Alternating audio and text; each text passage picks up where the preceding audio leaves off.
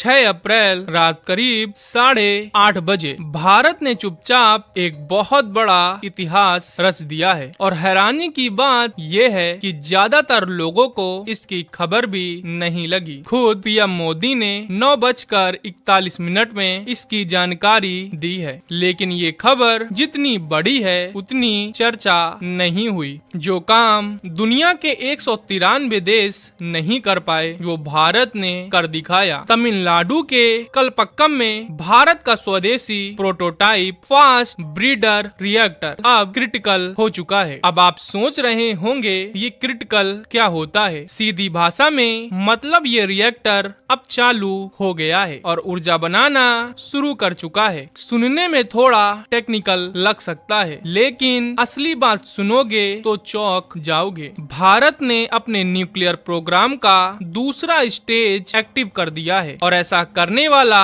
भारत दुनिया का सिर्फ दूसरा देश बना है, क्योंकि पहला रूस है। अमेरिका, जापान, जर्मनी, ब्रिटेन, इन सब ने अरबों डॉलर खर्च किए, लेकिन आखिर में हार मान ली। लेकिन भारत ने कर दिखाया। अब समझो असली खेल। ये जो रिएक्टर है यह सिर्फ ऊर्जा नहीं बनाता, ये फ्यूल भी बनाता है। मतलब जितना ईंधन इसमें डाला जाता है ये उससे ज्यादा खुद पैदा कर देता है। इसीलिए इसे कहते हैं फास्ट ब्रीडर रिएक्टर। अब जरा पीछे चलते हैं। 1950 के दशक में डॉक्टर होमी भाभा ने एक बड़ी बात कही थी। उन्होंने कहा भारत के पास यूरेनियम बहुत कम है, लेकिन थोरियम बहुत ज्यादा है। दुनिया का करीब 25% थोरियम भारत के पास है। लेकिन दिक्कत ये थी न्यूक्लियर ऊर्जा और हथियार बनाने में यूरेनियम का उपयोग होता है। तो समाधान क्या था? समाधान था थोरियम को यूरेनियम में बदलना, और भारत इसी मिशन पर काम कर रहा था। अब जो कलपक्कम में हुआ है वो इसी मिशन का सबसे मुश्किल पड़ाव था, जो अब पार हो चुका है।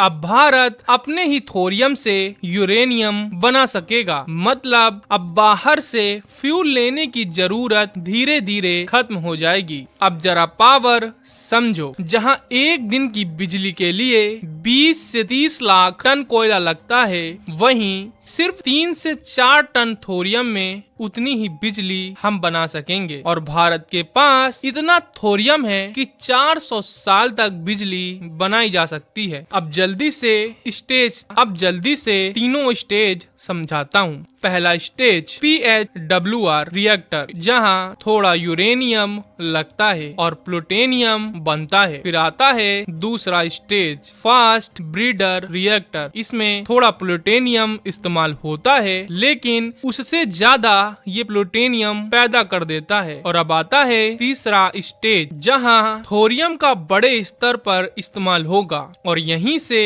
भारत बनेगा असली ऊर्जा महाशक्ति। यानी सबसे कठिन स्टेज भारत पार कर चुका है। आने वाले समय में ऊर्जा के मामले में भारत पूरी दुनिया को चौंका सकता है। अगर आपको यह जानकारी काम की लगी तो कमेंट में जरूर बताना, और ऐसे ही अपडेट्स के लिए फॉलो और सब्सक्राइब करना मत भूलना।